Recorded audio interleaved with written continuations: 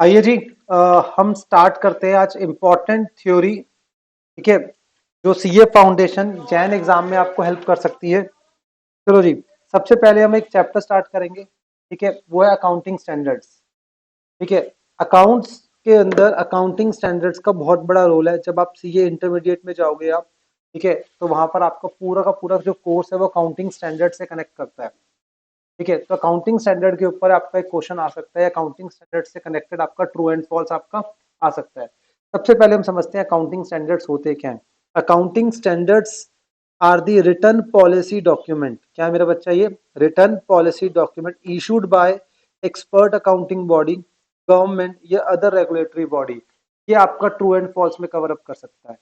Accounting standard are the written policy document, मतलब एक document, एक बुक है जिसके अंदर सारी अकाउंटिंग करने के प्रोसीजर्स बता रखे हैं। पर ये इशू कौन करता है? Expert accounting body. इंडिया में कौन है? आईसीएआई। कौन है? आईसीएआई। गवर्नमेंट, किस गवर्नमेंट की बात कर रहे हैं? Central government. Other regulatory body कौन हो गई? एनएफआरए। क्या हो गई? एनएफआरए। एनएफआरए के बाद आजकल बहुत पावर है इंडिया के अंदर। ठीक है जी। अब अकाउंटिंग स्टैंडर्ड जब इशू होते हैं, कौन कौन से एक्सपेक्ट्स एस्पेक्ट्स को वो कवर अप करते हैं? Recognition, measurement, presentation and disclosure. इसको मैं बोलता हूँ RMPD। क्या बोलते हैं हम? RMPD। कोई भी ट्रांजेक्शन होगा पहले रिकॉग्नाइज करेंगे कि फाइनेंशियल ट्रांजेक्शन है या नहीं है, पर किस वैल्यू पे उसको मेजरमेंट करेंगे? That is called measurement. That is called measurement. उसके बाद कैसे उसकी प्रेजेंटेशन आएगी profit and loss and balance sheet में? क्या उससे कनेक्टेड कोई डिस्क्लोजर देना है क्या हमने? तो वो डिस्क्लोजर भी हो सकता है देना पड़े नोट्स टू अकाउंट्स में। Notes to accounts. समझ आया? अब ऑब्जेक्टिव क्या है अकाउंटिंग स्टैंडर्ड्स को इंट्रोड्यूस करने के? कह रहे ट्रांसपेरेंसी बढ़ती है जब कोई भी अकाउंटिंग अकाउंटिंग स्टैंडर्ड्स के अकॉर्डिंग होती है। तो एक वो स्टैंडर्ड्स का मतलब सबको वो फॉलो करना है, तो ट्रांसपेरेंसी आती है। उसके बाद क्या हो गया? रिलायबिलिटी आती है, कंसिस्टेंसी एंड कंपेरेबिलिटी। क्या बोला? ट्रांसपेरेंसी, रिलायबिलिटी, कंसिस्टेंसी और क्या हो गया? कंपेरेबिलिटी। कि सारे लोगों ने जब अकाउंटिंग करी है, सबने अकाउंटिंग स्टैंडर्ड्स को फॉलो करा है, तो अकाउंट सबके एक जैसे हो गए, फॉर्मेट एक जैसा, दिखने में एक जैसे और प्रिपरेशन भी एक जैसी। आप मैकडी का बर्गर खाते हो, उसमें क्या होता है? हर जगह टेस्ट क्या होता है? सेम। तो उनका एक स्टैंडर्ड है जो मेंटेन करते हैं, उनको कहते हैं एसओपी। क्या कहते हैं इसको हम? SOP, standard operating procedure. तो हमारा अकाउंटिंग का स्टैंडर्ड है कि सबको सेम अकाउंट्स प्रिपेयर करने। आई बात समझ? तो क्या हो गया? कंपेरेबिलिटी, कंसिस्टेंसी आती है, रिलायबिलिटी बढ़ती है और क्या होता है उससे? ट्रांसपेरेंसी। क्या आती है उससे? ट्रांसपेरेंसी। एडवांटेज क्या है इस चीज के? अकाउंटिंग स्टैंडर्ड के रिडक्शन इन वेरिएशंस। मतलब कोई भी पर्सन कोई भी मैथोलॉजी अपनी लगा सकता है, कह रहे नहीं लगा सकते। जो अकाउंटिंग स्टैंडर्ड में लिखा हुआ है सिर्फ उसको ये फॉलो करोगे, उससे बाहर आप नहीं जा सकते। पर अकाउंटिंग स्टैंडर्ड्स अपने आपको अलग अलग आपको ऑप्शंस देता है कि लाइक डेप्रिशिएशन है, एसएलएम से फॉलो कर लो, डब्ल्यूडीबी से फॉलो कर लो। इन्वेंट्री वैल्यूएशन है, फीफो से कर लो, एवरेज से कर लो। मना नहीं कर रहे, हम भी आपको ऑप्शन दे रहे हैं, बट हम जो ऑप्शन दे रहे हैं उन्हीं ऑप्शन के अंदर रहना, अपना कोई ऑप्शन आप लेकर नहीं आ सकते।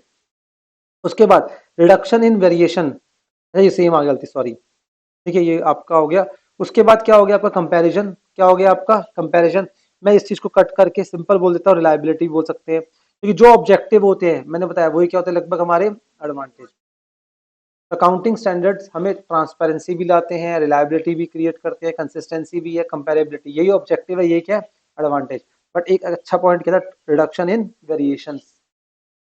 लिमिटेशंस क्या है इसके? Provide different accounting policies. जैसे मैंने एग्जांपल दिया, एक पर्टिकुलर क्लोजिंग स्टॉक को वैल्यू करने के दो मेथड हैं, डेप्रिसिएशन लगाने के दो मेथड है। आप कौन सा लगाएं भाई?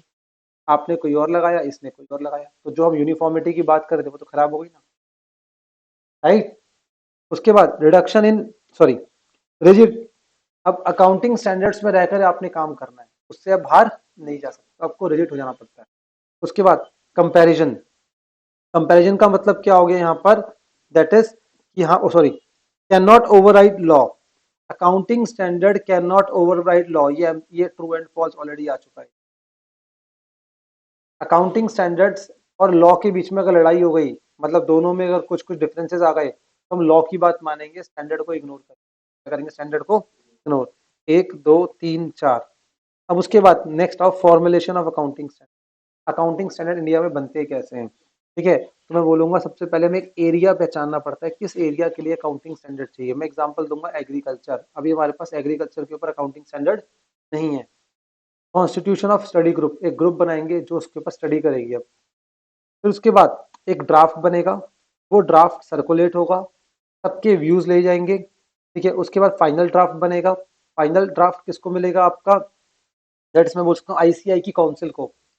और फाइनल ड्राफ्ट के बेसिस पर फिर क्या होगा आपके पास, एएस एएस क्या होगा, इशू होगा। मैं शॉर्ट में बता रहा हूँ। आपने एक ग्रुप, आपने एक एरिया ढूंढा, ये उसके ऊपर क्या बना आपका, स्टडी ग्रुप बना।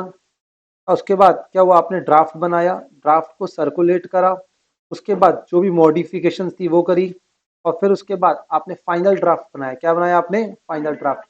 और फिर वो सबमिट कर दिया किसको, आईसीआई की काउंसिल को, काउंसिल में टॉप लेवल पर। और फिर वो उसके अकॉर्डिंग क्या करते हैं, अपना एएस अपना इशू करते हैं। कोई दिक्कत नहीं थी, आई बात समझ। अभी तक इंडिया के अंदर कितने अकाउंटिंग स्टैंडर्ड हैं, इंडिया के अंदर अभी तक आपके 29 अकाउंटिंग स्टैंडर्ड है। 29 में से 2 अकाउंटिंग स्टैंडर्ड विड्रॉ हो चुके हैं, 29 में से 2 क्या हो चुके हैं, विड्रॉ हो चुके हैं। वो कौन से, AS6 और AS8।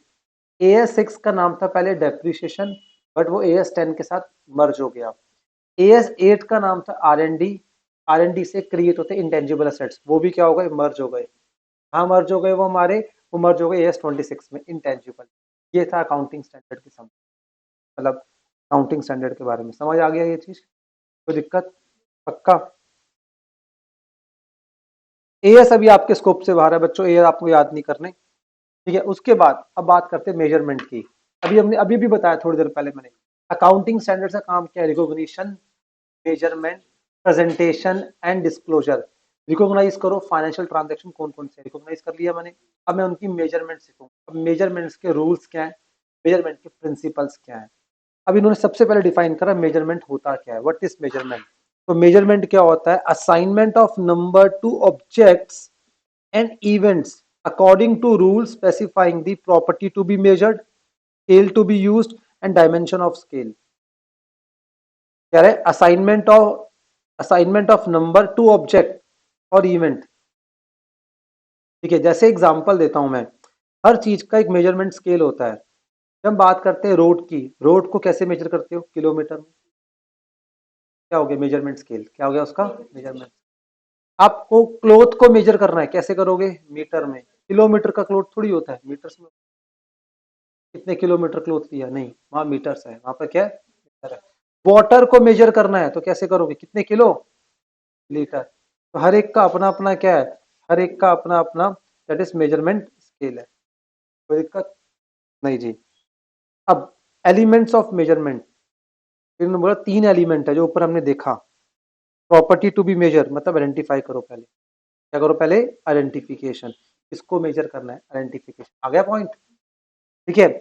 उसके बाद that is measurement of information को मेजर करना होता है हमें किसी, ठीक है। उसके बाद पास्ट की हो सकती है, प्रेजेंट की हो सकती है, और क्या हो सकती है, फ्यूचर की, ठीक है। अकाउंटिंग में बजट्स बनते हैं, बजट्स फ्यूचर के लिए होते हैं। उसके सिलेक्शन ऑफ स्केल, ठीक है, कैसे मेजर करोगे, जैसे हमने रोड्स को तो कैसे मेजर करा मैंने बता दिया। पर अकाउंट्स में मेजरमेंट क्या होता है, मनी, अकाउंट्स में कैसे करते हैं, मनी। पर मनी की एक प्रॉब्लम है, ये मनी क्या नहीं है, यूनिवर्सल नहीं है।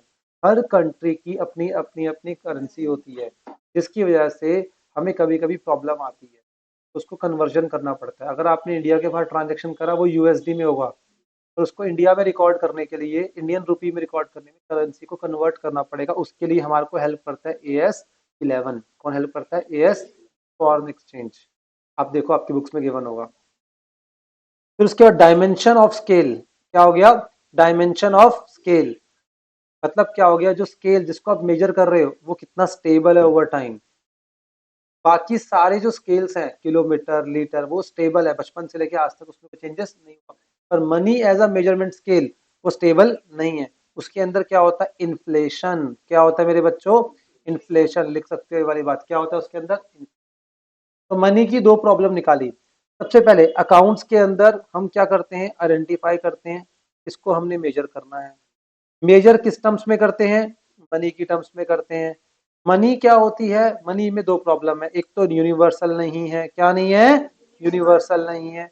और दूसरी प्रॉब्लम क्या है मनी के साथ, स्टेबल नहीं है, क्या नहीं है, स्टेबल नहीं है।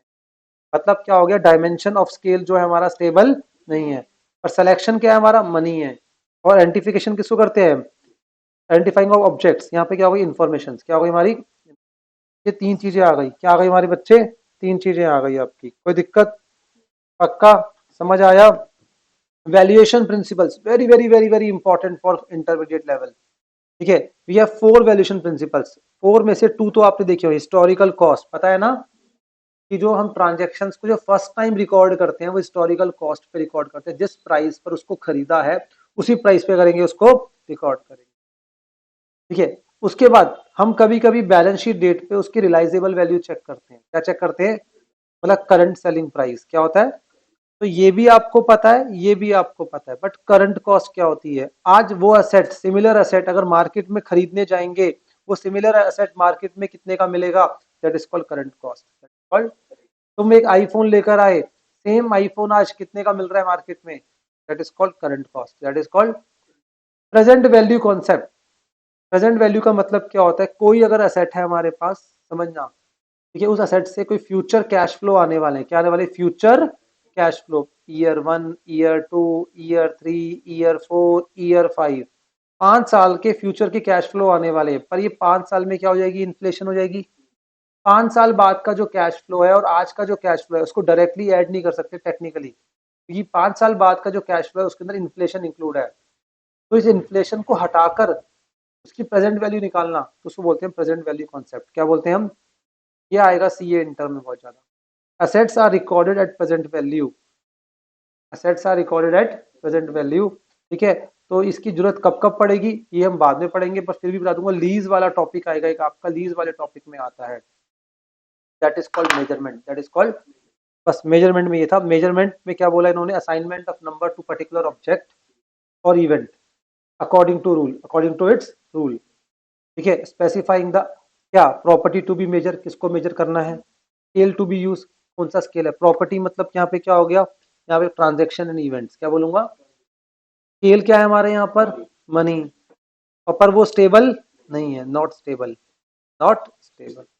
बस ये आपका क्वेश्चन है, 4 मार्क्स का चैप्टर आ सकता है ये, बच्चे इन चैप्टर्स को इग्नोर करके जाते हैं, छोटे छोटे टॉपिक्स हैं, समझ आ रहा है मेरी बात, दैट इज कॉल्ड मेजरमेंट, क्या बोलते हैं अकाउंट्स के अंदर, identification, measurement, measurement in terms of money, money की दो प्रॉब्लम, एक यूनिवर्सल नहीं है, और हम इंडिया में तो हम रिकॉर्ड करेंगे रुपीज में, कोई यूएसडी में, कोई यूएस में तो यूएसडी में रिकॉर्ड करेगा, ठीक है जी। तो ये इन्होंने बोला आपको। अब नेक्स्ट आ जाओ, एक और टॉपिक बहुत इंपॉर्टेंट टॉपिक है, अकाउंटिंग पॉलिसीज, क्या है मेरा बच्चा, अकाउंटिंग पॉलिसीज क्या है, AS1, AS1 क्या है, अकाउंटिंग। जब अकाउंटिंग स्टैंडर्ड फॉर्मली पढ़ना स्टार्ट करोगे तो फर्स्ट अकाउंटिंग स्टैंडर्ड जो पढ़ने को मिलेगा वो अकाउंटिंग पॉलिसीज। अब अकाउंटिंग पॉलिसीज क्या होती हैं, सुनो अच्छे से, याद करने हैं सबने, accounting policy refer to specific accounting principles, accounting policies refers to specific accounting principles and methods of applying those principles and methods of applying those principle in preparation and presentation of financial statement। accounting policy क्या है, accounting principles है, and methods दो method है, SLM याद है, WDV, FIFO, LIFO या average, these are the method. Goodwill को calculate करने के अलग अलग मेथड थे, average profit, super profit. Accounting policies are the accounting principles and methods of applying those principle, वो मेथड्स को हम यूज करते हैं in preparation and presentation of financial statement. Accounting policies are the accounting principles, question आ सकता है, accounting policies are the accounting principles and method of applying those principles in preparation and presentation of financial statement, याद कर लो। अब valuation of inventory, treatment of goodwill, valuation of investments, इन सब जगह जहाँ पे ऑप्शंस मिलते हैं हमें एक काम को, एक आइटम को दो तीन तरीके से सॉल्व करने के, तो वो पॉलिसीज होती हैं, वहाँ पे क्या होती है, अकाउंटिंग पॉलिसीज। क्या आपको अकाउंटिंग पॉलिसी डिस्क्लोज करनी चाहिए, यस करनी चाहिए, बेटर अंडरस्टैंडिंग के लिए, मीनिंगफुल कंपैरिजन के लिए, क्योंकि मुझे क्या पता आपने कैसे प्रॉफिट निकाला है, मुझे क्या पता आपने कैसे प्रॉफिट निकाला है, दोनों ने अलग अलग तरीके से, एक ने प्रॉफिट निकाला है SLM मेथड से, एक ने प्रॉफिट निकाला है आपका कैसे, WDV मेथड से, दोनों ने अलग अलग मेथड फॉलो करे हैं, अपनी फाइनल अकाउंट्स बनाते वक्त। एक ने क्लोजिंग स्टॉक को वैल्यू करा कैसे, फीफो से, एक ने वैल्यू करा कैसे बेटा, वेटेड एवरेज से। मुझे क्या पता आप दोनों में से कौन बैट किसने कैसे करा है? मुझे, आप सबको जब अपनी फाइनल अकाउंट्स बनाओगे तो उनके नोट्स अकाउंट्स के अंदर you have to disclose your accounting policies. तभी फाइनेंशियल स्टेटमेंट्स का एक पार्ट होता है नोट्स अकाउंट्स। यहाँ पे जाकर आप चेक करो डिस्क्लोजर्स, रिकॉग्निशन पढ़ लिया, मेजरमेंट का कॉन्सेप्ट समझा थोड़ा थोड़ा, प्रेजेंटेशन क्या होती है फाइनेंशियल स्टेटमेंट में कैसे उसको दिखाओगे, और डिस्क्लोजर की बात कर रहे हैं, किसकी बात कर रहे हैं, डिस्क्लोजर। अकाउंटिंग स्टैंडर्ड चार बातों पे ही डील कर रहा है। उसके बाद कंप्लायंस विद लॉ, की लॉ बोलता है करना, and to comply with ICI. ठीक है, सिलेक्शन ऑफ पॉलिसी, जब कोई पॉलिसी सेलेक्ट करोगे that policy should be prudent. क्या होनी चाहिए मेरे बच्चे, प्रूडेंट होनी चाहिए।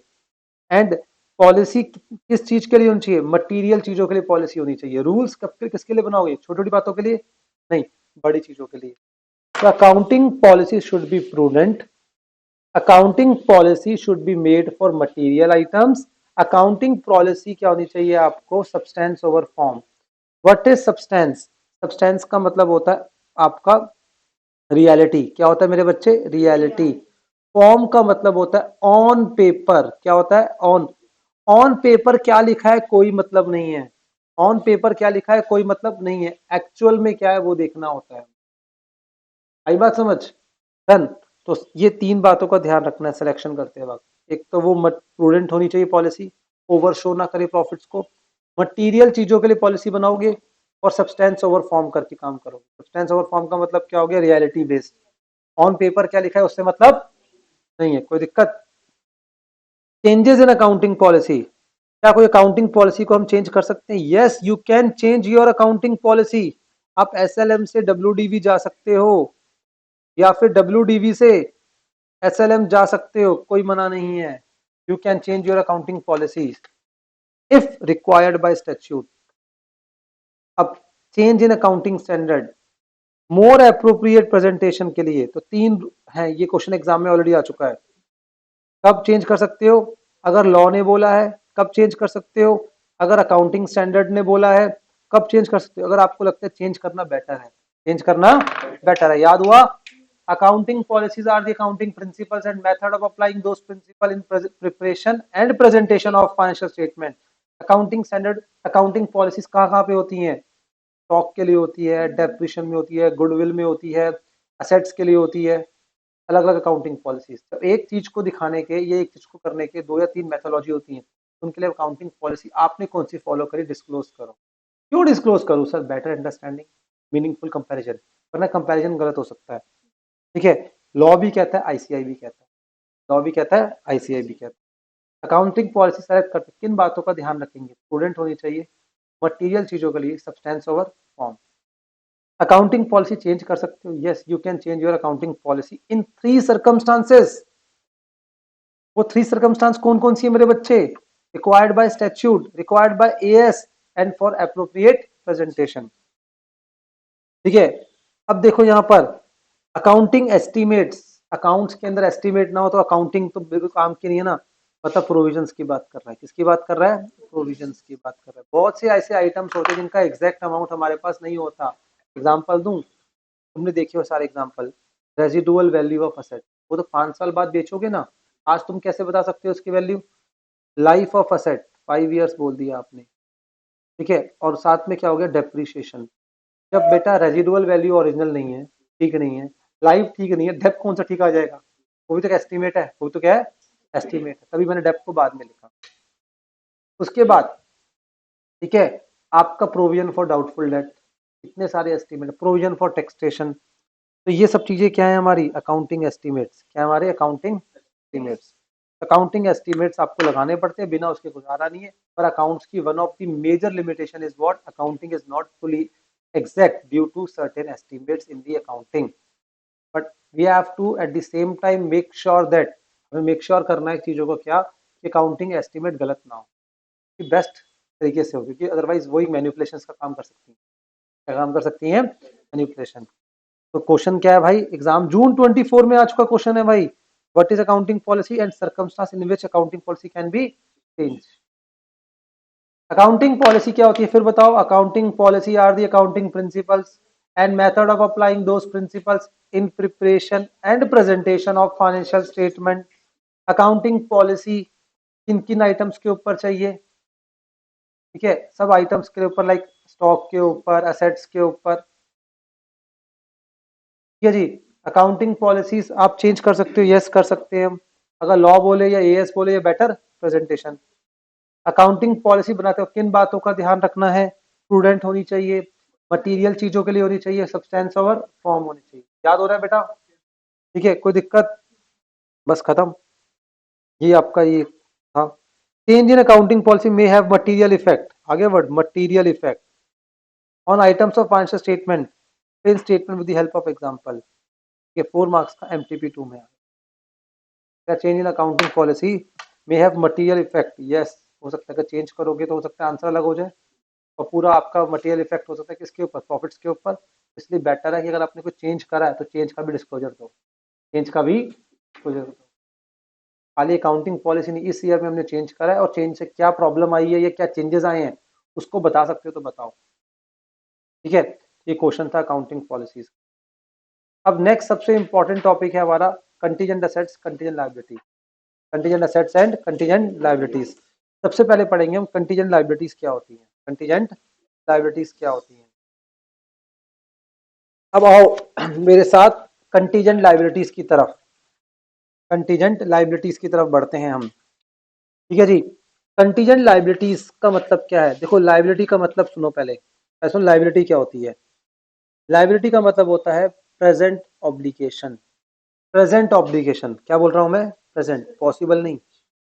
पर ये कैसे आती है? पास्ट इवेंट से। कैसे आती है? पास्ट। और जिसका अमाउंट, जिससे क्या होगा? आउटफ्लो ऑफ रिसोर्सेस, मतलब पेमेंट करनी है, outflow of resources. Present obligation किससे आई? पास्ट इवेंट से। क्या होगा? Outflow of resources. और अमाउंट क्या होता है? अमाउंट सर्टेन होता है। क्या होता है? अमाउंट सर्टेन होता है। That is called liability, that is called. ये है लायबिलिटी की डेफिनेशन। ये बताई मैंने लायबिलिटी की। Present obligation from past events. ठीक है, जिसका जिसमें पास्ट इवेंट, जिसमें क्या है आपके पास? आउटफ्लो ऑफ रिसोर्सेस, और अमाउंट क्या है? सर्टेन, पता है कितना अमाउंट देना है। और इसी में ही मैं यहाँ पे कर दूं, अमाउंट जो है सर्टेन को काट दूं और वर्ड लिख दूं एस्टिमेटेड। क्या लिख दूं? Word estimated. तो ये बन गया प्रोविजन। क्या बन गया ये? प्रेजेंट ऑब्लिगेशन पास्ट इवेंट से है, आउटफ्लो ऑफ रिसोर्स होने वाले हैं, मतलब पेमेंट करनी पड़ेगी, आपको बचने का कोई चांस नहीं है। और अमाउंट क्या? एस्टिमेट। तो क्या हो गया वो? प्रोविजन।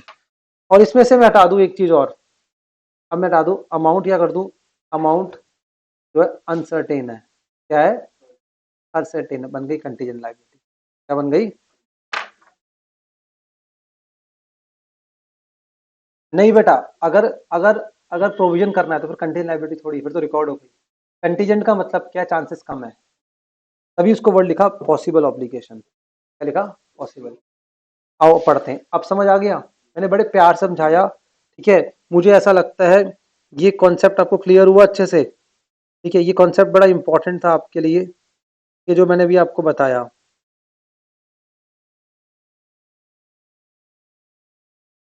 मैं एक काम करता हूँ, यहाँ पर नहीं, एक आपको जल्दी से लिख के देता हूँ। सबसे पहले देखो लाइबिलिटी क्या होती है। लाइबिलिटी क्या है? Present obligation. क्या है मेरे बच्चों? कहाँ से आई मगर? पास्ट इवेंट से, जिसमें क्या होना है? Outflow of resources. बेटा ये, और अमाउंट क्या है? अमाउंट क्या है? अमाउंट सर्टेन है। सर्टेन मतलब पता है। फॉर एग्जाम्पल लिख लो क्रेडिटर्स, एग्जाम्पल लिख लो क्रेडिटर्स। अब प्रोविजन क्या होता है?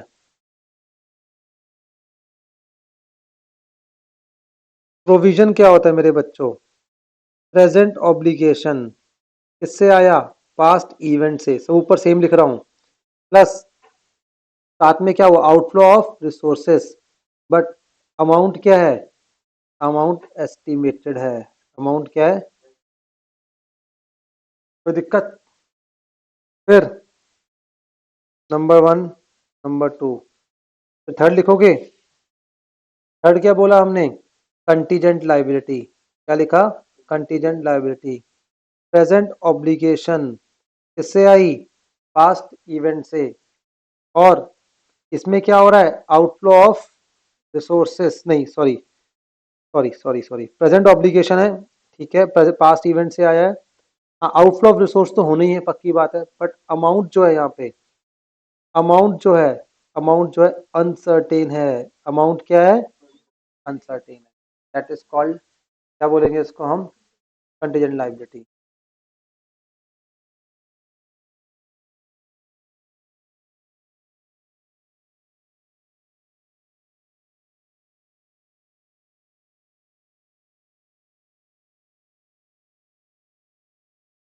लिखा आप सबने ये,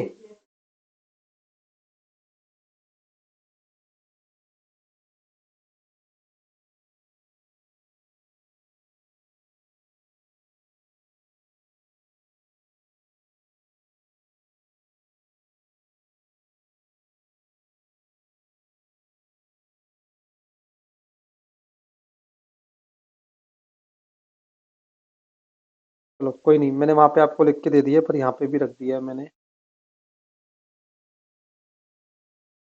ठीक है, ये क्या हो गई हमारी कंटीजेंट लायबिलिटी, क्या हो गई मेरे बच्चे। अब कंटीजेंट लायबिलिटी में एक चीज और भी है।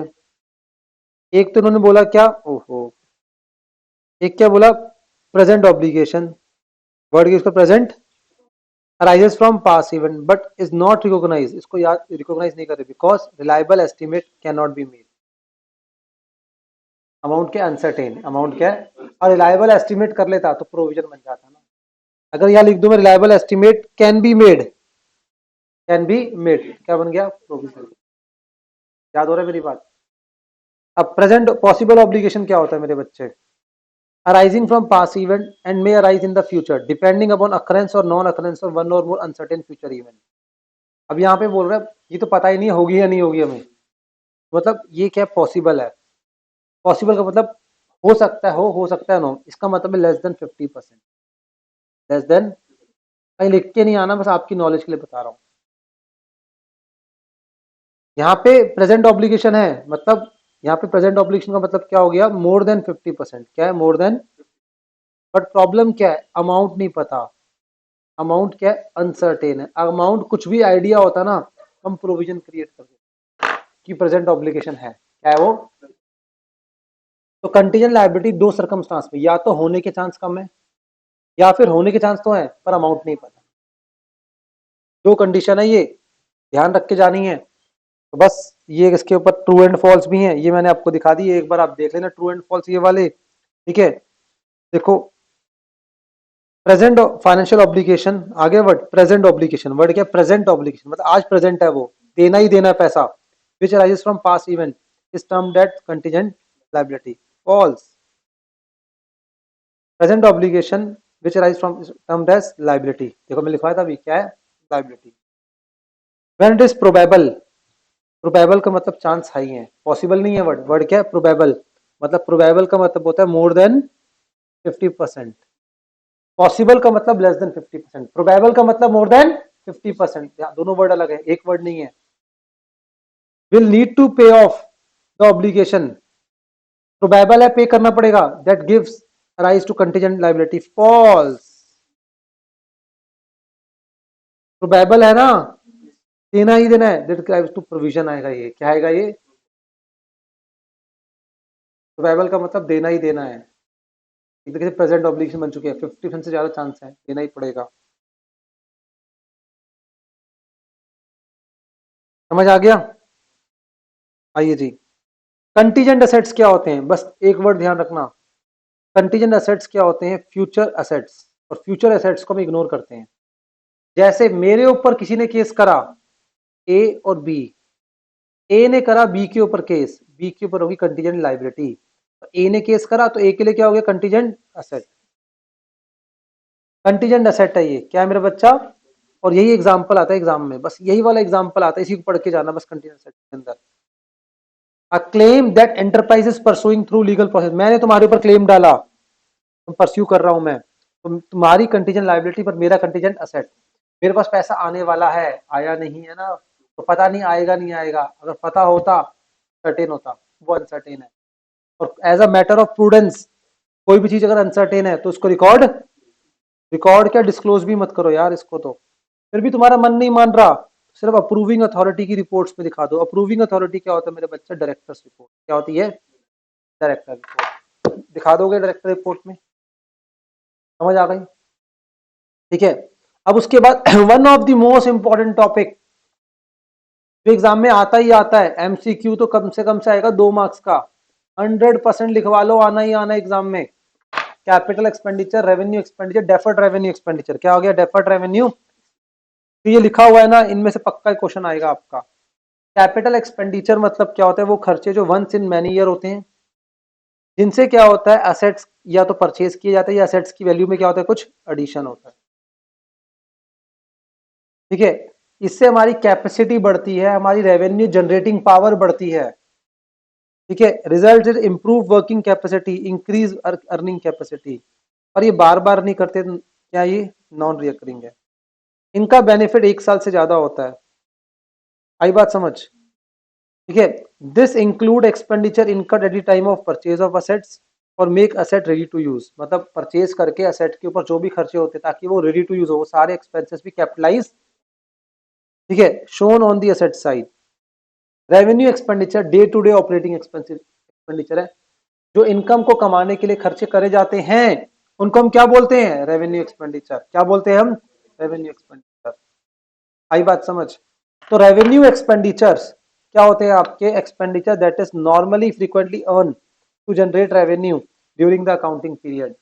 एक अकाउंटिंग पीरियड में आपको जो रेवेन्यू अर्न करनी है उसके जो खर्चा करा गया, तो क्या बोलते हैं उसको हम? Revenue expenditure. ठीक है। डे टू डे ऑपरेशंस के एक्सपेंस है, ये हमारी कैपेसिटी इंक्रीज नहीं करते, ये रिकरिंग इन नेचर है। इनका बेनिफिट 1 साल तक सिर्फ मिलता है। और इसके अंदर डिक्रीज इन असेट भी आता है, मतलब depreciation is also part of revenue expenditure. और ये कहां पर आते हैं? Debit side of. कोई दिक्कत? अब जब हम देखते हैं कि कोई खर्चा मेरा रेवेन्यू एक्सपेंडिचर है, कैपिटल एक्सपेंडिचर, किस बात पे डिपेंड करता है? तो कह रहे हैं कुछ 5 फैक्टर्स हैं, उनको ध्यान रखना। नेचर ऑफ बिजनेस क्या है आपका? अगर आप फर्नीचर वाले हो तो फर्नीचर खरीदना और बेचना रेवेन्यू एक्सपेंडिचर है, पर नॉर्मल सर्कमस्टांस पे फर्नीचर खरीदना और बेचना, ठीक है, कैपिटल एक्सपेंडिचर है। रिकरिंग नेचर, अगर खर्चा बार बार हो रहा है, रिकरिंग है, ठीक है, तो इसका मतलब वो रेवेन्यू है। पर्पस ऑफ एक्सपेंडिचर, किस पर्पस के लिए वो खर्चा करा गया है? कैपेसिटी बढ़ाने के लिए, किस पर्पस के लिए? Effect on revenue generating capacity, आपकी रेवेन्यू जनरेटिंग कैपेसिटी मेंटेन हो रही है, इंक्रीज हो रही है। उसके बाद, ठीक है, ये हो गया मटीरियलिटी। क्या हो गया ये? Materiality of amount. अगर अमाउंट बड़ा है, अगर अमाउंट क्या है? बड़ा है, तो वो रेवेन्यू एक्सपेंडिचर है, सॉरी कैपिटल एक्सपेंडिचर है। अमाउंट छोटा है तो क्या हो गया? जैसे मैंने एग्जांपल लिया कैलकुलेटर का, कैलकुलेटर अगर आपका 4 इयर्स चल रहा है तो उसके बावजूद भी वो रेवेन्यू एक्सपेंडिचर है। क्यों? क्योंकि अमाउंट बहुत छोटा है। अमाउंट क्या है? बहुत छोटा सा है। आई बात समझ? अब कैपिटल रिसिप्ट्स और क्या होती है मेरे बच्चे? Revenue receipts. क्या होती है? कैपिटल रिसिप्ट्स और क्या होती है? Revenue receipts. कैपिटल रिसिप्ट्स क्या होती हैं? ठीक है, ये वो रिसिप्ट्स है, ठीक है, जो हमने असेट को सेल करके या मार्केट से जो लोन लिया है, असेट को सेल करके या फिर मार्केट से जो लोन लिया है, उसके बाद, ठीक है, या तो ये हमारे असेट घटाते हैं या तो हमारी लाइबिलिटी घटाते हैं, लाइबिलिटी इंक्रीज करते हैं, सॉरी। ये नॉन रिकरिंग है और कहाँ आता है? लाइबिलिटी। और ये रिसीव्ड होते हैं सेल ऑफ गुड्स और services, neither increase liability nor reduces assets. Recurring in nature. क्या है मेरे बच्चे? And shown on the credit side of trading and. तो देखो हमने अभी तक कितने चैप्टर रिवाइज कर लिए? 4 चैप्टर रिवाइज कर लिए। क्या कर लिया हमने? चलिए जी, जल्दी से एक बार हम क्या करते हैं, सारे अकाउंटिंग कॉन्सेप्ट्स देखते हैं। इससे भी हो सकता है आपको कोई क्वेश्चन आ जाए अकाउंटिंग कॉन्सेप्ट से। तो अकाउंटिंग कॉन्सेप्ट्स की अगर हम बात करें यहाँ पर, ठीक है, मैं सबसे पहले आपको बताना चाहूँगा यहाँ पर हमारे पास क्या होता है अकाउंटिंग कॉन्सेप्ट्स के अंदर। एक टॉपिक है फंडामेंटल अकाउंटिंग अजम्पशन। क्या है मेरे बच्चे? Fundamental accounting assumptions. क्या है? Fundamental accounting. Fundamental accounting assumptions क्या है? सीएजी। क्या है मेरे बच्चे? सीएजी। ई का मतलब कंसिस्टेंसी, ए का मतलब अक्रूवल, जी का मतलब गोइंग कंसर्न। अकाउंट्स करते वक्त 3 चीजों की अजम्पशन है। सबसे पहले हम गोइंग कंसर्न फॉलो करेंगे, मतलब business will go on for longer period of time. और इसी कॉन्सेप्ट की वजह से हम असेट्स को दो पार्ट में डिवाइड करते हैं, करंट असेट्स और नॉन करंट। अक्रूवल कॉन्सेप्ट तो बेस ऑफ अकाउंटिंग है। क्या है? Base of. अक्रूवल कॉन्सेप्ट क्या बोलता है कि जो अकाउंटिंग है, ठीक है, वो अक्रूवल कॉन्सेप्ट पर चलेगी। इसका मतलब जब ट्रांजैक्शन हो जाएगा तब उसको रिकॉर्ड करेंगे। हो सकता है उससे कनेक्टेड जो पैसा है वो पहले आ चुका हो या कब आए, बाद में आए। उससे मतलब ट्रांजैक्शन किस पीरियड को बिलोंग करता है उस पीरियड में रिकॉर्ड करेंगे। एक बहुत क्लासिक एग्जांपल दूंगा अभी आपको समझ आएगा। मैंने 1/2 को एक पेमेंट करी, 1/2 को पेमेंट करी 15,000 रुपए की, और जिसमें 15 महीने की इंश्योरेंस मिली। कितने मंथ्स की इंश्योरेंस मिली? अब ये इंश्योरेंस जो चलेगी 15 महीने तक चलेगी। 15 मंथ्स का मतलब यहाँ से कितना हो गया, काउंट करना आप। 15 मंथ्स का मतलब हो गया आपका 31 जैन से 12 महीने, ठीक है, फेब, मार्च और 30 अप्रैल। 30 अप्रैल तक चलेगी, हम ऐसा बोल सकते हैं, ठीक है। अब सुनो मेरी बात, पेमेंट कब हुई? इससे हुई 15,000, ठीक है। अब मैं पूछूं, मेरा जो ईयर है, मेरा ईयर स्टार्ट से फॉर एग्जांपल ईयर स्टार्ट हो रहा है 1/1 से, और ईयर एंड हो रहा है 31 दिसंबर को। 31, नहीं 1/1 से नहीं, 1/4 से। ईयर स्टार्ट हो रहा है 1/4 से, एंड कब हो रहा है 31 मार्च। इस टाइम पीरियड का एक्सपेंस कितना है? इस टाइम पीरियड का एक्सपेंस कितना है? अब यहाँ पे देखो, पेमेंट पहले हो गई थी, तो प्रीवियस ईयर में पेमेंट हो गई, तो पूरा एक्सपेंस प्रीवियस ईयर का नहीं था। प्रीवियस ईयर में तो क्या बोला होगा इसको, हमने इसको प्रीपेड, क्या बोला होगा? सिर्फ प्रीवियस ईयर में फेब और मार्च कवर अप हुए, 2 महीने का एक्सपेंस प्रीवियस ईयर का। क्वेश्चन है ये एग्जाम के, ठीक है, क्वेश्चन आते हैं। प्रीवियस ईयर का एक्सपेंस 2 महीने का मतलब 2,000। करंट ईयर में कितना पॉइंट टाइम पीरियड कवर करा उसने? 12 महीने। करंट ईयर एक्सपेंस कितना हो गया? 12,000। और नेक्स्ट ईयर में कितना कवर करेगा ये टाइम पीरियड? 30 अप्रैल तक। 30 अप्रैल तक कितने मंथ्स हो गए आपके ये? 30 अप्रैल, सॉरी, हाँ 30 अप्रैल, ये 1 मंथ। सबका एक्सपेंस कितना हो गया? 1K। सोचो, एक एक्सपेंस पेड हुआ प्रीवियस ईयर में, प्रीवियस ईयर में कुछ पार्ट उसका एक्सपेंस था, कुछ पार्ट करंट ईयर में एक्सपेंस था, कुछ पार्ट नेक्स्ट ईयर में एक्सपेंस होगा। That is called accrual concept. हमें कोई मतलब नहीं है पेमेंट पहले हो या पेमेंट बाद में। एक्सपेंस जिस टाइम पीरियड को होता है उसी टाइम पीरियड में ये करते हैं इसको रिकॉर्ड। तो ये हो गया अक्रूवल कॉन्सेप्ट। क्या हो गया मेरे बच्चे? Accrual concept. तो मैंने बोला CAG, जी मतलब गोइंग कंसर्न, ए मतलब अक्रूवल कॉन्सेप्ट, सी का मतलब कंसिस्टेंसी। एक अकाउंटिंग पॉलिसी मतलब SLM, WDV, FIFO, LIFO जो आप फॉलो कर रहे हो उसको करते रहो कंसिस्टेंटली। कैसे करोगे आप? कंसिस्टेंटली, उसको आप चेंज नहीं करोगे, बट आप चेंज कर सकते हो, मना नहीं है, तीन सरकमस्टांस। तो कंसिस्टेंसी का मतलब ये नहीं है कि आप चेंज नहीं कर सकते, मतलब आपको बार बार चेंज नहीं करनी, फ्रिक्वेंसी ऑफ चेंज बहुत हाई नहीं होना चाहिए। तो कंसिस्टेंसी कॉन्सेप्ट क्या बोल रहा है? एक अकाउंटिंग पॉलिसी जो आपने सेलेक्ट कर ली उसको over the period of time आप यूज करोगे, बट अगर आपको नीड लगती है या अकाउंटिंग स्टैंडर्ड में चेंज आता है या किसी लॉ में चेंज आता है तो आप चेंज कर सकते हैं। That is called consistent. In concept समझ आए पहले तो?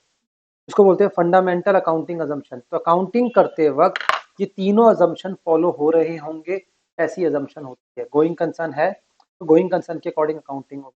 अक्रूवल कॉन्सेप्ट एक बहुत बड़ी अजम्पशन है, तभी तो हम आउटस्टैंडिंग और प्रीपेड क्रिएट करते हैं। आउटस्टैंडिंग और प्रीपेड का बर्थ किसकी वजह से हुआ है? Accrual concept. कंसिस्टेंसी का मतलब क्या होता है? जो लास्ट ईयर मेथड फॉलो करा था वो इस साल भी हम फॉलो करेंगे। से फॉर एग्जांपल आप किसी कंपनी में अकाउंटेंट गए, आपको पता नहीं है कि कौन कौन सी पॉलिसीज है, तो प्रीवियस ईयर की पॉलिसी देखो और उसी को इस साल में अगर तो इम्प्लीमेंट कर दो। तो क्या चेंज कर सकते हैं? यस कर सकते हैं, तीन सरकमस्टांस में। एएस में चेंज आ गया तो चेंज करो, लॉ में चेंज आ गया तो चेंज करो, या बेटर प्रेजेंटेशन। आप नए अकाउंटेंट है, आपको लगता है ऐसे नहीं ऐसे करना चाहिए, बेटर है हमारे लिए, आपने चेंज, कोई दिक्कत वाली बात नहीं है। चलो जी, ये तीन कॉन्सेप्ट क्लियर है। सेपरेट एंटिटी कॉन्सेप्ट, बिजनेस और उसका ऑनर सेपरेट है, और अकाउंटिंग जो होती है, अकाउंटिंग जो होती है वो किसकी होती है? बिजनेस की होती है। ये बात ध्यान रखनी है। That is called separate entity. Separate legal entity अलग चीज है, सेपरेट एंटिटी अलग है। सेपरेट लीगल एंटिटी मतलब लॉ की नजरों में आपकी एंटिटी अलग है, वो लॉ का कॉन्सेप्ट है। आप एक अलग पर्सन हो, आप एक अलग पर्सन हो। Separate entity concept accounting concept है जो सिर्फ इतना सिखाता है कि जब हम अकाउंटिंग करते हैं तो ऑनर को और बिजनेस को अलग ट्रीट करते हैं, और अकाउंटिंग बिजनेस की होती है, ऑनर की नहीं होती। ऑनर कुछ भी देगा तो उसको हम कैपिटल बोलेंगे, और कुछ भी वो लेगा तो क्या बोलेंगे उसको, ड्रॉइंग्स। क्या बोलेंगे उसको हम, ड्रॉइंग्स। ऑनर को भी नहीं बख्शेंगे, कभी जो भी ट्रांजेक्शन है उसको रिकॉर्ड करेंगे पर कैपिटल और ड्रॉइंग्स के नाम। मनी मेजरमेंट कॉन्सेप्ट अभी भी पढ़ के आए। अकाउंट्स में मेजरमेंट होती है पर हर चीज किसके टर्म्स में होता है, मनी के टर्म्स में होता है। वो सारे ट्रांजेक्शन जो मनी के टर्म्स में नहीं आ सकते उसको रिकॉर्ड नहीं कर सकते। बहुत सिंपल है। Accounting period assumption. Accounting period assumption क्या बोलता है कि हमें एक ईयर के एंड में जाकर अपने अकाउंट्स को क्लोज करना पड़ता है ताकि हम फाइनल अकाउंट्स बना के अपनी परफॉर्मेंस चेक कर सकें। क्या चेक कर सके, परफॉर्मेंस। तो जनरली जो अकाउंटिंग पीरियड होता है, मतलब जिस ईयर के एंड में हमें क्या बनाने हैं, फाइनल अकाउंट्स बनाने हैं। क्या बनाने हैं, मतलब जिसके अंदर आप क्या बनाओगे, profit and loss and balance sheet. इनको बनाने के लिए आपको क्लोजिंग करनी पड़ती है क्लोजिंग। अब क्लोजिंग हो सकती है क्वार्टरली हो, हाफ ईयरली हो, ईयरली हो, डिपेंड करता है। और जनरली क्या होता है ये 1 ईयर, क्या होता है ये 1 ईयर से ज्यादा नहीं होता, बहुत लेट हो जाएगा। गोइंग कंसर्न हमने पढ़ लिया। रियलाइजेशन कॉन्सेप्ट इतना इंपॉर्टेंट नहीं है, अभी छोड़ देते हैं। हिस्टोरिकल कॉस्ट हमने पढ़ा है, जो हम असेट परचेज करते हैं जिस प्राइस पे वो परचेज करते हैं उसी प्राइस पे उसको रिकॉर्ड करेंगे। और परचेज करते वक्त कोई भी खर्चा हुआ है उसको रेडी टू यूज करने के लिए वो भी क्या करते हैं, उसमें ऐड करते हैं।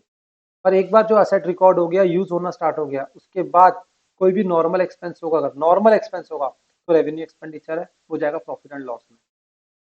मैंने सेकेंड हैंड बाइक ली, सेकेंड हैंड एग्जाम क्वेश्चन है, सेकेंड हैंड बाइक ली बाइक को खरीदते वक्त मैंने रिपेयर एंड मेंटेनेंस कराई तो वो कैपिटल एक्सपेंडिचर। पर खरीदने के बाद उसको यूज करा, यूज करने का फिर दोबारा वही रिपेयर एंड मेंटेनेंस कराई, रेवेन्यू। मैंने लाइसेंस फीस पे करी पहली बार, कैपिटल एक्सपेंडिचर। हर साल उसका रिन्यू कराया लाइसेंस का, रेवेन्यू एक्सपेंडिचर। और उसके बाद फ्यूचर में क्या लगता है, सोसाइटी के ऊपर डेप्रिसिएशन। क्या लगता है matching concept one of the important concept है पूरी लाइफ का। अभी इसकी इंपॉर्टेंस थ्योरेटिकल है, आगे जाके प्रैक्टिकल बहुत ज्यादा आएगी। करेक्ट अकाउंटिंग करने के लिए रेवेन्यू और उसकी कॉस्ट का मैचिंग प्रॉपर होना चाहिए। उसका मैचिंग प्रॉपर नहीं होता तो उस केस में करेक्ट प्रॉफिट नहीं निकल सकता। मैं एग्जांपल देता हूँ, छोटा सा एग्जांपल लेना। ईयर 1, ईयर 2, ईयर 3, ईयर 4 में क्या हुआ, जाकर मेरा एक असेट खराब हुआ, उसको रिपेयर कराई। क्या कराई हमने, रिपेयर। टेक्निकली एक नॉर्मल इंसान क्या सोचेगा, ईयर 4 में रिपेयर हुई है तो ईयर 4 का एक्सपेंस। पर एक बहुत कॉन्सेप्चुअली नॉलेजेबल पर्सन क्या सोचेगा कि भाई ये खर्चा क्यों हुआ था, कि पहले 3 साल तो हमने उसको यूज करा था ना, तभी तो खराब हुई। या फोर्थ ईयर अनलक्की था, उसके हाथ लगाते ही खराब हो गई वो। आई बात समझ, नहीं भाई 3 साल तुमने यूज करा, उसकी देन है कि फोर्थ ईयर में खराब होकर रिपेयर की पेमेंट हुई है सिर्फ 5 लाख की। मैं एग्जांपल देता हूँ। तो टेक्निकली हमें क्या करना था, ये प्रोविजंस पहले से क्रिएट करके रखने, अगर आपको मैचिंग कॉन्सेप्ट को फॉलो करना है प्रॉपरली। एक एम्प्लॉय हमारे यहाँ पर आया, एम्प्लॉय सोचो, एम्प्लॉय आया, उसे 5 साल काम करा, 5 साल बाद उसकी रिटायरमेंट हुई, रिटायरमेंट में 5 लाख दे रहे हैं। 5 साल बाद रिटायरमेंट हुई, पर प्रॉब्लम क्या है कि वो 5वें साल का एक्सपेंस नहीं है, पहले 4 साल तो काम करा ना उसने, तो उसका भी प्रोविजन बनाओ। Provision for employ benefit, provision for, that is called matching. आई समझ मैचिंग। तो करेक्ट प्रॉफिट निकालने के लिए आपके पास मैचिंग होना बहुत जरूरी है। Full disclosure concept, full disclosure concept, इसका मतलब जो भी आपकी मटेरियल इंफॉर्मेशन है, कौन सी बोली मैंने, मटेरियल, सारी की मत कर देना। जो भी आपकी मटेरियल इंफॉर्मेशन है उसको फुली डिस्क्लोज करोगे, मतलब कहाँ पे, नोट्स टू अकाउंट्स में। That is called full disclosure. और अकाउंटिंग स्टैंडर्ड का जो धर्म है क्या, कि फुल डिस्क्लोजर के बारे में बताना। वेरीफाइबल ऑब्जेक्टिव एविडेंस कॉन्सेप्ट, जब भी कोई ट्रांजेक्शन, इवेंट या ट्रांजेक्शन होता है उसका एविडेंस हमें चाहिए। क्या चाहिए, उसका एविडेंस चाहिए। बिना एविडेंस के वो रिकॉर्ड नहीं उसका, जैसे वो इनवॉइस हो गया, ठीक है, वो आपके पास क्या हो गया, कैश मेमो हो गया। सेल्स रिटर्न के लिए क्या होता है आपके पास, credit note, debit note. Exam में क्वेश्चन आ गया था इस बार, डेबिट नोट और क्रेडिट नोट, ये सारे हो गए। मटीरियलिटी क्या होती है, दैट इज, ये कह रहे हैं मटीरियलिटी एक सब्जेक्टिव कॉन्सेप्ट है। क्या है मेरे बच्चे, एक सब्जेक्टिव कॉन्सेप्ट है। एक आइटम और एक अमाउंट जो एक पर्सन के लिए मटेरियल है, हो सकता है दूसरे के लिए मटेरियल ना हो, पर जो चीज आपके लिए मटेरियल है, जो चीज क्या आपके लिए मटेरियल है, ठीक है, तो उसको आप सेपरेटली रिकॉर्ड करोगे, उसको अच्छे से डिस्क्लोज करोगे। रिकॉर्ड तो सब होगा, जो मटेरियल अकाउंट का सेपरेट डिस्क्लोजर होगा। क्या होगा? तभी ये जो कॉन्सेप्ट है ना फुल डिस्क्लोजर, ये मटेरियल अमाउंट के लिए है, सिग्निफिकेंट अमाउंट्स के लिए। किसके लिए है? देखो यहाँ लिखा हुआ है वर्ड सिग्निफिकेंट इंफॉर्मेशन, सारी ही नहीं, क्या होंगी हमारी?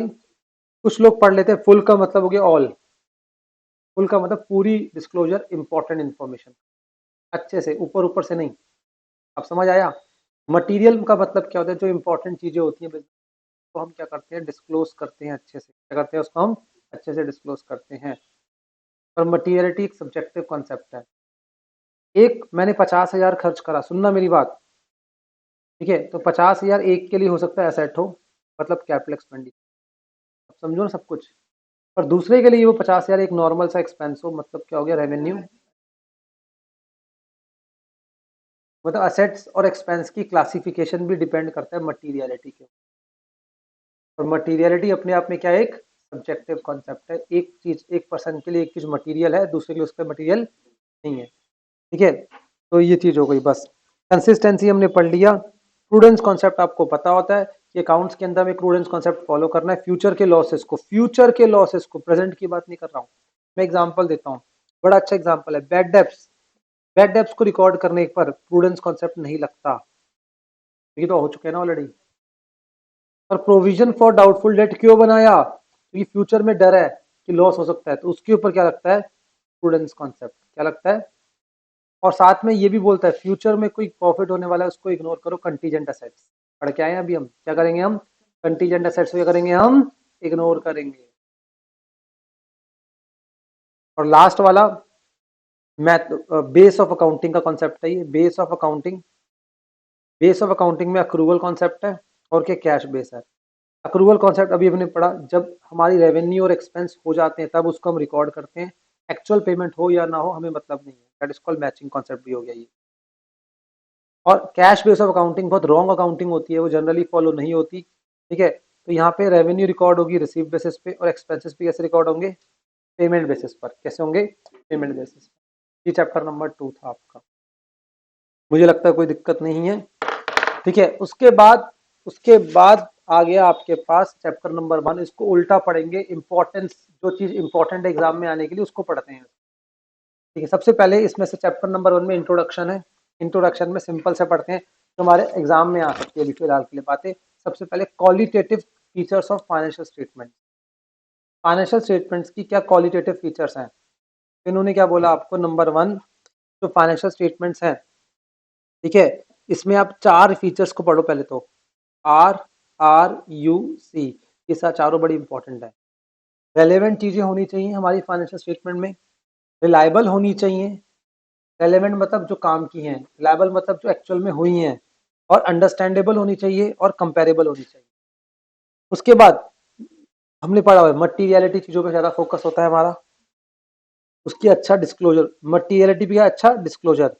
सब्सटेंस ओवर फॉर्म का ध्यान रखना है, ठीक है, प्रूडेंस की वाली बातों का ध्यान रखना है, डिस्क्लोजर्स का ध्यान रखना है, ठीक है, और साथ में कंप्लीटनेस, हर चीज कंप्लीट होनी चाहिए, हर चीज चाहिए। पर मेजर ये 4 है पहले, ठीक है, RRUC। फिर उसके बाद मैं बताता हूँ मटीरियलिटी, प्रूडेंस, डिस्क्लोजर, कंप्लीटनेस। हालांकि सब्सटेंस ओवर फॉर्म भी है, मटीरियलिटी, प्रूडेंस, डिस्क्लोजर और कंप्लीटनेस। ये क्वालिटेटिव कैरेक्टरिस्टिक्स हैं फाइनेंशियल स्टेटमेंट्स। हमारी फाइनेंशियल स्टेटमेंट कैसी होनी चाहिए, क्या उनके अंदर गुण होने चाहिए, क्वालिटीज, क्या? रिलायबल होनी चाहिए, रेलेवेंट चीजें होनी चाहिए, मटीरियल होनी चाहिए, एग्जाम में आता है क्वेश्चन, ठीक है, और कंपेरेबल। तो पहले 4 जो है ये प्राइमरी कैरेक्टरिस्टिक्स हैं, क्या ये? प्राइमरी। बाकी और भी हैं, ये प्राइमरी। मटीरियल चीजों के लिए होनी चाहिए, प्रूडेंट होनी चाहिए, डिस्क्लोजर्स प्रॉपर होनी चाहिए, कंप्लीट होनी चाहिए, सब्सटेंस ओवर फॉर्म के बेस पर। याद हो गए? पक्का? तो ये हो गए हमारी क्वालिटेटिव कैरेक्टरिस्टिक। कौन कौन सी सर्विसेज जो है चार्टर्ड अकाउंटेंट प्रोवाइड करता है? कह रहा है वो पहले तो अकाउंटिंग सर्विस देता है।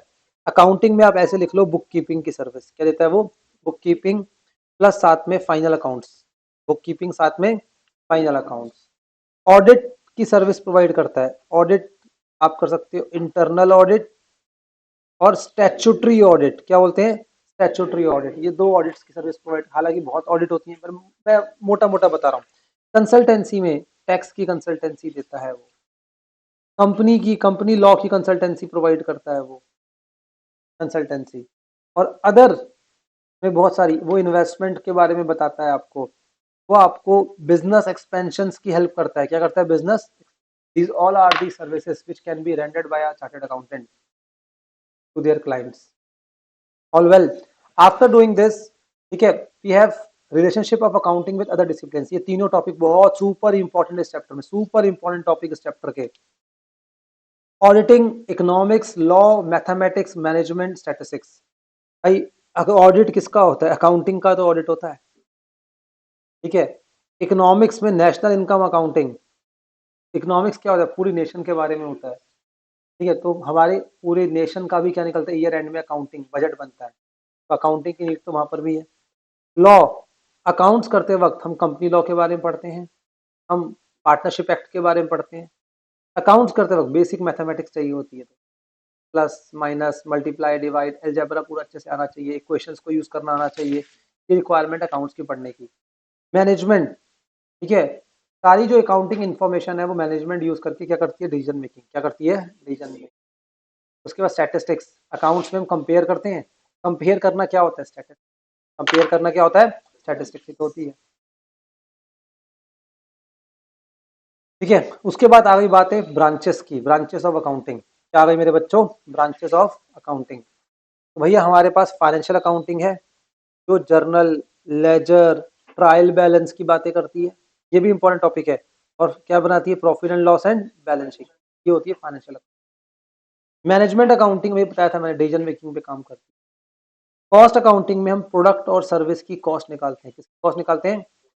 फाइनेंशियल अकाउंटिंग में तुमने आज तक पूरे बिजनेस का प्रॉफिट निकाला है, बिजनेस की कॉस्ट निकाली है, पर कॉस्ट अकाउंटिंग एक प्रोडक्ट का प्रॉफिट देती है, प्रोडक्ट की कॉस्ट देती है। एक एक पर्टिकुलर बिजनेस के अंदर 4 प्रोडक्ट हैं, चारों की अलग से अकाउंटिंग होगी, चारों की अलग कॉस्ट निकलेगी, चारों का अलग सेलिंग प्राइस चाहिए, चारों की अलग प्रॉफिट होगा। तो है कॉस्ट अकाउंटिंग, जो प्रोडक्ट वाइज बात करती है। क्या बात करती है? सोशल रिस्पॉन्सिबिलिटी अकाउंटिंग, सोसाइटी में आप काम कर रहे हो तो आपकी रिस्पॉन्सिबिलिटी सोसाइटी के लिए कुछ अच्छा करना, ठीक है। तो ये सोशल रिस्पॉन्सिबिलिटी क्या हो गई? सोशल। ह्यूमन रिसोर्स को हम कभी कभी असेट्स मानते हैं अपना, तो उसकी भी अकाउंटिंग स्पेशल नेचर की हो सकती है, और ये कोर्सेज का हमारे पार्ट नहीं है अभी तक। ये बहुत थॉरोली के ऊपर कोर्सेज के अंदर बातें नहीं करी जाती है हमारी, फिलहाल के लिए इसको छोड़े। 3 मेजर ब्रांचेज है हमारे पास, ठीक है जी। ये हो गया। उसके बाद फंक्शंस ऑफ अकाउंटिंग इतना इंपॉर्टेंट नहीं लगता मुझे। ऑब्जेक्टिव्स आपको पता होने चाहिए। अकाउंटिंग प्रोसेस, ये हो गया आपका। अकाउंटिंग प्रोसेस क्या है? Recording, classifying, summarising. ये मीनिंग से ड्राइव हो जाएगा ना। अकाउंटिंग क्या है? एक art of recording, classifying and summarising, that is called RCS of financial transaction and events. बस, accounting is the art of recording, classifying and summarising of financial transaction and events. और यही क्या है इसकी? That is recording, classifying, summarising, analysing, interpretation और communication, that is called accounting. Objectives क्या है accounting के? आपके मैंने बता रखा है, दैट इज रिकॉर्ड्स मेंटेन करना, फाइनेंशियल पोजीशन बताना, इंफॉर्मेशन देना किसको? यूजर्स को। डन जी। तो बस यही था हमारी पूरी की पूरी थ्योरी।